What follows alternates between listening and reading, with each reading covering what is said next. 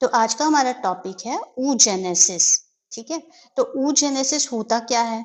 oogenesis मतलब simple word में अगर हम बोले तो फीमेल गैमेट के फॉर्मेशन के प्रोसेस को हम oogenesis कहते हैं। और ये प्रोसेस होता कहाँ पे है? ये होता है ओवरीज में। ठीक है, और ये प्रोसेस जो है वो बर्थ से पहले ही, मतलब बर्थ से पहले फीटस के अंदर शुरू हो जाता है। मतलब जब फीटस का डेवलपमेंट लगभग 25th वीक तक रहता है ना, तो उसी समय ये oogenesis का प्रोसेस जो है वो स्टार्ट हो जाता है।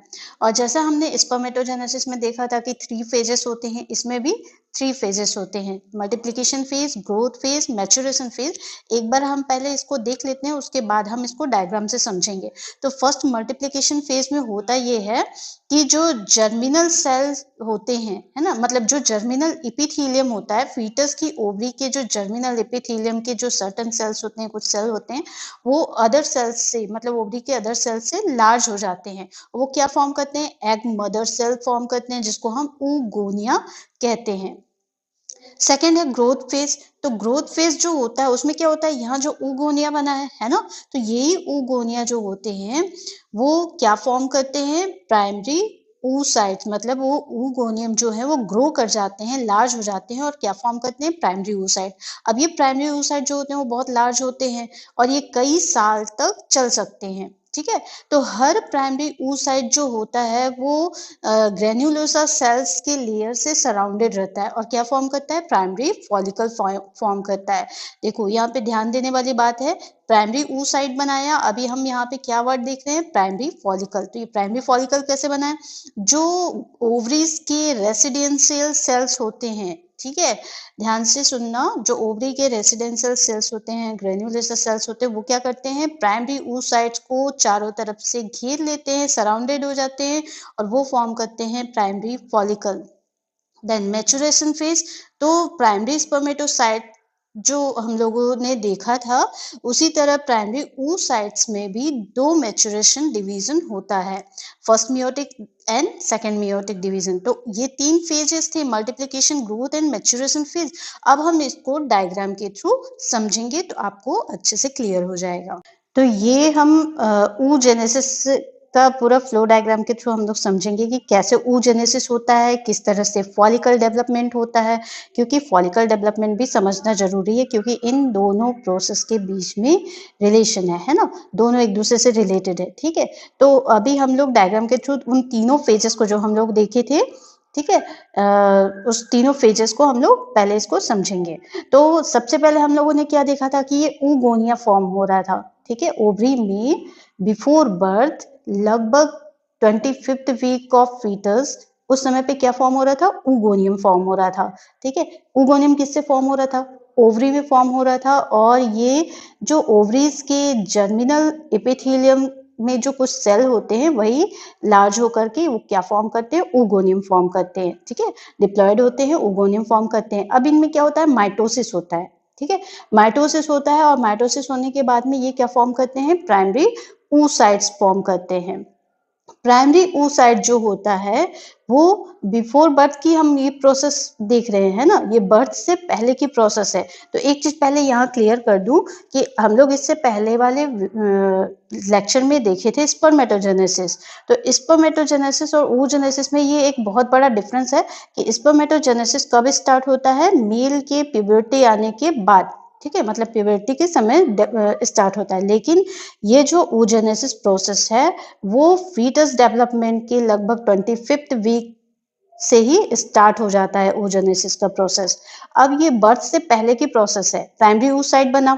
ठीक है, प्राइमरी oocyte में अब क्या होगा? मियोसिस फर्स्ट होगा डिवीजन। ठीक है, मियोसिस फर्स्ट डिवीजन ये स्टार्ट तो करता है, लेकिन वो क्या होता है? मियोसिस में भी आप लोग जानते होंगे 4 फेजेस होते हैं, है ना। मियोसिस फर्स्ट की मैं बात कर रही हूँ, तो वहां पे ये प्रोसेस फर्स्ट में आकर के अरेस्ट हो जाता है। अरेस्ट होने का मतलब क्या समझते हैं? वो रेस्टिंग फेज में चले जाता है, यहाँ पे आकर के वो रेस्ट करेगा, है ना, समझने के लिए बस बोल रही हूँ, यहाँ पे आकर के वो रेस्ट करेगा।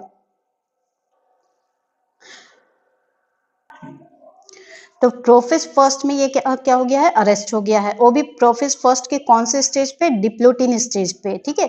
अभी ये अरेस्ट हो गया, मतलब रेस्ट में चला गया, ठीक। जब बर्थ हो जाएगा, चाइल्डहुड जो है वो खत्म हो जाएगी, और उसके बाद क्या आएगी, प्यूबर्टी आएगी, ठीक है। तो प्यूबर्टी जब फीमेल की आती है, तब ये अपना मियोसिस फर्स्ट फिर से चालू करता है। कहाँ से चालू करता है, प्रोफेज फर्स्ट के डिप्लोटिन स्टेज के आगे से, ठीक है, मतलब उसके बाद स्टार्ट करता है। तो ये मियोसिस फर्स्ट को कंटिन्यू करेगा, और ये प्राइमरी oocyte जो है वो मियोसिस फर्स्ट कंटिन्यू करेगा, और उसके बाद से डिवाइड होगा तो क्या बनाएगा, फर्स्ट पोलर बॉडी और सेकेंडरी oocyte। तो ये फर्स्ट पोलर बॉडी और सेकेंडरी oocyte से तक जाने से पहले हम प्राइमरी oocyte में फॉलिकल डेवलपमेंट को समझ लेते हैं, क्योंकि ये भी बहुत जरूरी है, क्योंकि ये दोनों आपस में रिलेटेड है। हम लोगों ने ग्रोथ फेज में प्राइमरी oocyte देखा था, और फॉलिकल, प्राइमरी फॉलिकल का नाम सुना था। तो ये प्राइमरी फॉलिकल और प्राइमरी oocyte में क्या रिलेशन है उसको समझ लेते हैं, ठीक है। यहाँ तक आप लोगों को समझ में आ गया होगा कि ये प्राइमरी oocyte जो है वो मियोसिस फर्स्ट में आगे कंटिन्यू करता है। अब ये हम जानते हैं कि ये oocyte है, ठीक है।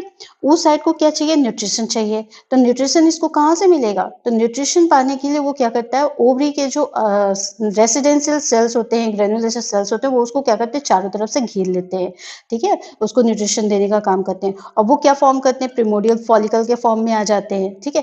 तो ये क्या है, फॉलिकल क्या है, जो रेसिडेंशियल सेल्स होते हैं ओवरी के, उनको हम लोगों ने नाम दे दिया फॉलिकल, और वो प्राइमरी oocyte को चारों तरफ से सराउंड कर लेते हैं, तो वो प्रिमोडियल फॉलिकल में आ गया, ठीक है। अब ये प्रिमोडियल फॉलिकल को भी मैं डिफाइन करते जाती हूँ। प्रिमोडियल फॉलिकल जो होता है वो क्या होता है, प्रिमोडियल फॉलिकल जो होते हैं वो फर्स्ट क्लास फॉलिकल होते हैं, जो कि मेमेलियन ओवरीज में फॉर्म होते हैं, ठीक है। और ये फ्लैटेन ग्रेन्युलोसा सेल्स का सिंगल लेयर होता है, जो कि oocyte को चारों तरफ से घिरे हुए रहता है, ठीक है। अब ये जब डेवलप करेगा तो क्या फॉर्म करेगा, प्राइमरी फॉलिकल।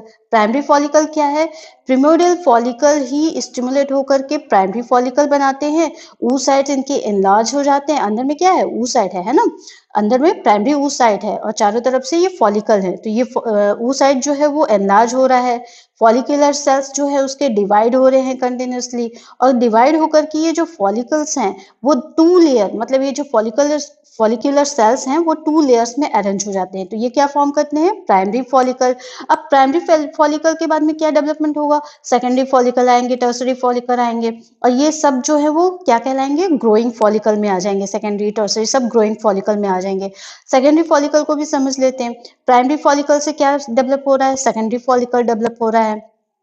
ये लार्ज होते हैं, इनमें फॉलिकुलर सेल्स जो होते हैं वो ज़्यादा होते हैं, और इसमें हम लोग एक तरह का इंटरसेलुलर स्पेस देखते हैं। दोनों जैसे सेकेंडरी और टर्सरी जो फॉलिकल होंगे उनके बीच में एक इंटरसेलुलर स्पेस होगा, जिसमें एक फॉलिकुलर फ्लूइड भरा हुआ रहेगा, जिसको लिक्विड फॉलिकल्स भी बोलते हैं। और ये जो स्पेस देख रहे हैं उसको हम क्या बोलते हैं, एंड्रम, ठीक है, एंड्रम। ये एंड्रम हमको यहाँ ग्रोइंग फॉलिकल में देखने को मिलता है। अब इसके बाद आता है ग्रेफियन फॉलिकल। तो यहाँ आप देख रहे हो मैच्योर फॉलिकल, मैच्योर फॉलिकल को ही हम कहते हैं ग्रेफियन फॉलिकल, ठीक है। सेकेंडरी फॉलिकल्स डेवलप होकर के ग्रेफियन फॉलिकल में चेंज हो जाता है। इसमें फॉलिकुलर फ्लूइड भरा हुआ रहता है, इसमें जो स्पेस है उसको हम क्या बोलते हैं, एंड्रम बोलते हैं। और इसके बाद जब ये मैच्योर फॉलिकल, ग्रेफियन फॉलिकल जो है और ज़्यादा इसमें डेवलपमेंट होता है, तो ये क्या होता है, रप्चर हो जाता है। रप्चर फटेगा तो क्या होगा, यहाँ पे जब डिवीजन होगा तो क्या होगा, ये ओव्यूलेशन प्रोसेस होगा। ओव्यूलेशन प्रोसेस होगा तो यहाँ पे क्या निकल रहा है, सेकेंडरी oocyte निकल रहा है। तो यहाँ पे ये क्या निकलेगा, सेकेंडरी oocyte निकलेगा। हमेशा याद रखना, ओव्यूलेशन में क्या निकलता है, सेकेंडरी oocyte। अब ये पूरा प्रोसेस कहाँ हो रहा है, यहाँ का बात है, ठीक है, प्राइमरी oocyte क्या बात है। प्राइमरी oocyte में ये सब हो रहा था, जब ये डिवाइड हुआ, ओव्यूलेशन हुआ, तो फर्स्ट पोलर बॉडी बना और सेकेंडरी oocyte बना, ठीक है। ये जो निकल रहा है ये सेकेंडरी oocyte है। तो हमेशा याद रखना, मियोसिस फर्स्ट जब कंप्लीट होता है, डिवीजन होता है, तो सेकेंडरी oocyte बनता है। अब ये सेकेंडरी oocyte ओव्यूलेशन में निकला, बचा हुआ पार्ट क्या है, तो ओव्यूलेशन हुआ तो क्या फॉर्म हुआ, सेकेंडरी oocyte निकला, है ना। सेकेंडरी oocyte ओव्यूलेशन के समय पे निकला। अब ये जो इसका बचा हुआ पार्ट था, ये जो मैच्योर फॉलिकल का जो पार्ट था, वो क्या फॉर्म कर रहा है, कार्पस ल्यूटियम। इसको हम क्या बोलेंगे, कार्पस ल्यूटियम, ठीक है। अब ये कार्पस ल्यूटियम के बारे में भी समझ लेते हैं। ओव्यूलेशन के समय पे रप्चर जो फॉलिकल होता है है ना, जिसमें ब्लड क्लॉट्स फील रहते हैं, और उसको हम क्या बोलते हैं, कार्पस ल्यूटियम। इसका काम क्या है, ये टेम्पररी एंडोक्राइन ग्लैंड के जैसा काम करता है, और ये प्रोजेस्टेरॉन, ऑस्ट्रोजन, इस तरह के हार्मोन सिक्रेट करने का भी काम करता है। अब हम सेकेंडरी oocyte पे आ जाते हैं। अब ये सेकेंडरी oocyte क्या है, यही फीमेल गैमेट है, मतलब ओवम जिसको हम बोलते हैं, हम इसको सेकेंडरी oocyte को ओवम बोल सकते हैं, ठीक है। अब इसका मियोसिस सेकंड कब कंप्लीट होगा, मियोसिस सेकंड कब जब कंप्लीट होगा, जब इसमें मेल गैमेट के थ्रू फर्टिलाइजेशन होगा। तो ये पूरा प्रोसेस जो है oogenesis है, ठीक है। सेकेंडरी oocyte भी अरेस्ट हो जाता है, कहाँ पे, मेटाफेज सेकंड में, है ना, ओव्यूलेटेड होने के बाद में मेटाफेज सेकंड में। तो ये पूरा प्रोसेस क्या था, oogenesis। अब आपको अच्छे से क्लियर हुआ होगा oogenesis क्या है, फॉलिकल डेवलपमेंट क्या है, दोनों के बीच में रिलेशन क्या है, ठीक है। ये प्रोसेस जो है oogenesis की थी। तो अब हम दोनों प्रोसेस को मिक्स करके देखते हैं। डायग्राम में ओवरी के अंदर में ये दोनों प्रोसेस कैसे हो रहा है उसको हम देखते हैं। तो ये ओवरी का डायग्राम और oogenesis प्रोसेस किस तरह से हो रहा है, इसमें हम लोग फॉलिकल डेवलपमेंट के साथ में देखते हैं, ठीक है।